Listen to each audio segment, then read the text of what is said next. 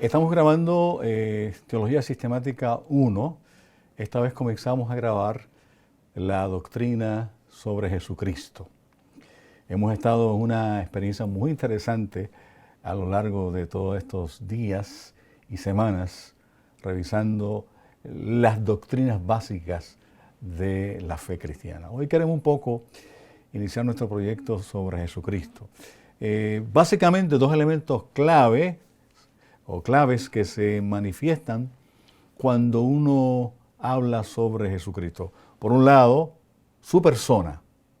Por otro lado, su obra. Y en esa discusión, en ese hablar, esto es lo que se hace en el análisis fuera del culto. La iglesia, como creo que les he dicho antes, cuando se reunía en el culto, entendía muy bien la persona de Jesús y su obra. Por eso es que lo adoraban en el culto como Dios.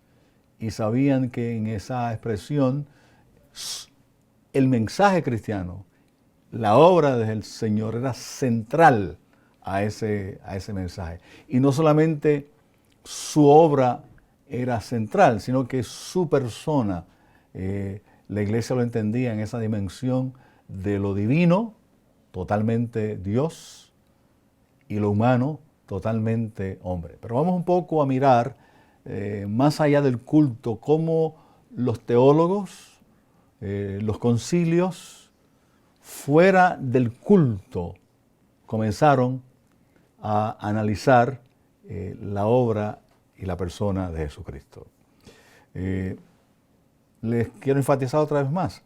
La iglesia no tuvo problema con esto, porque la cristología de la iglesia primitiva era el culto.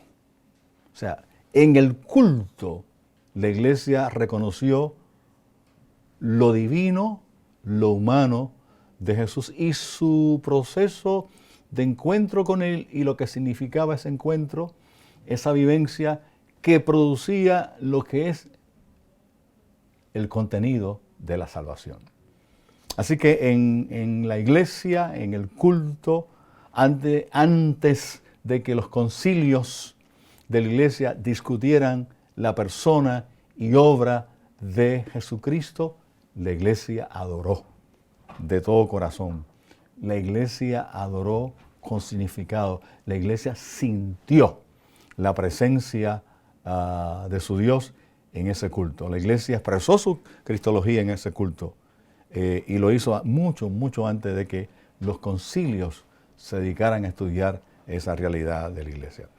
La predicación de los cristianos, como yo he enfatizado en algunos momentos con ustedes, se mueve de un contexto cómodo, que es el contexto hebreo, a la cultura griega.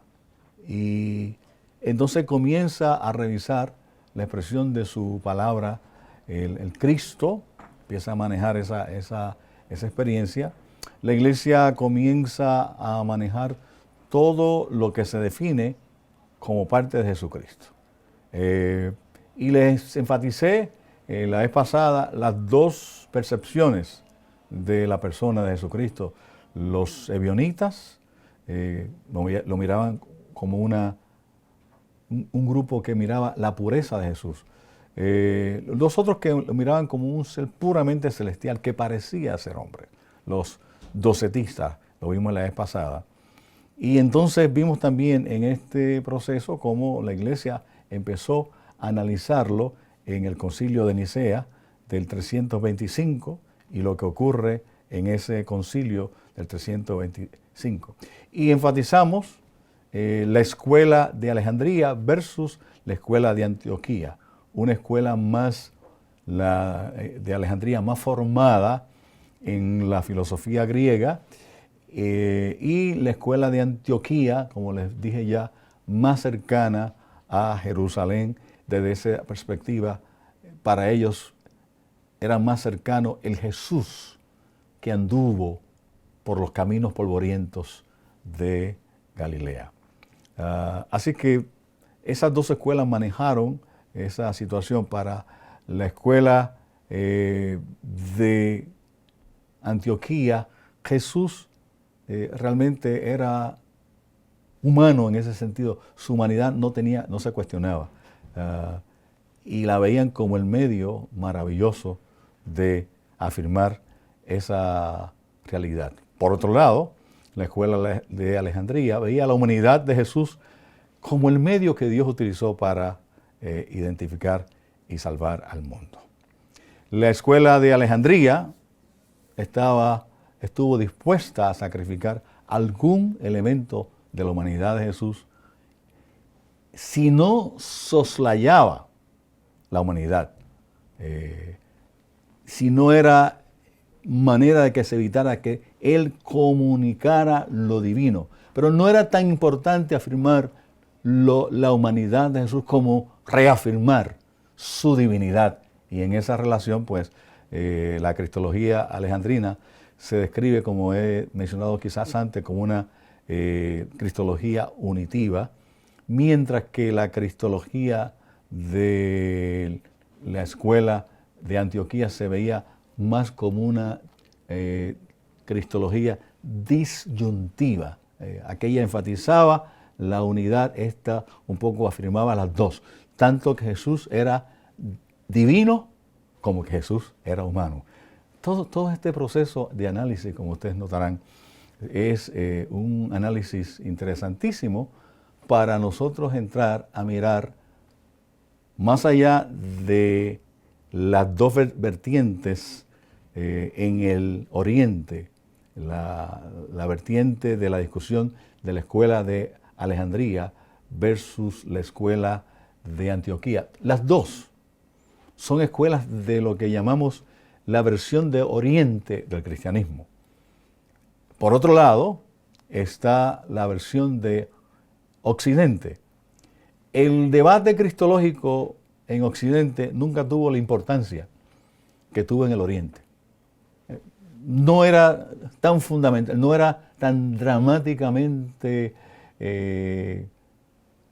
puntual, no era tan dramáticamente agresivo esta discusión en Occidente, con su asiento en Roma. Durante mucho tiempo los teólogos occidentales afirmaban que Jesús era divino y humano y que esas dos naturalezas se habían unido en una sola persona. No tenían problemas.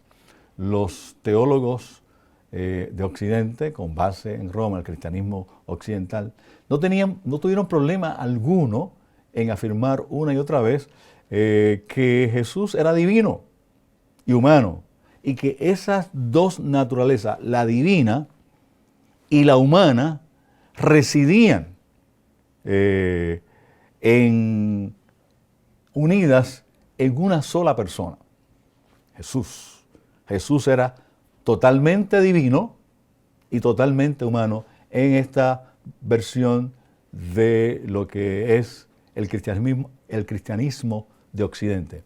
Fíjense que he enfatizado el cristianismo de Oriente, que tenía dos vertientes en su teología.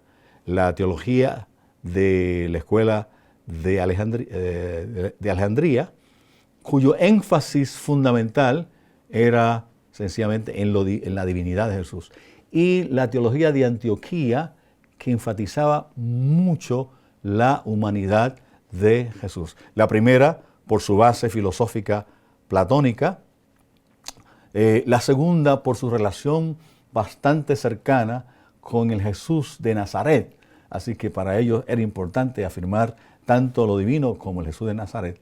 Y ahora, un poco mirar la versión de Occidente, el cristianismo occidental, con su base en Roma, mientras que el otro, su base estaba más en el área de Constantinopla. Así que esto es interesante, mirar qué pensó el Occidente con relación a Jesús en contraposición de lo que pensaba los teólogos del Oriente con relación a Jesús en su expresión de lo que es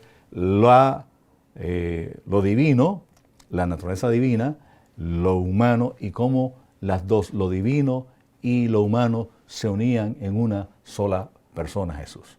En el próximo segmento vamos a dedicarnos a mirar la teología de Occidente con relación a Jesucristo, la cristología de Occidente.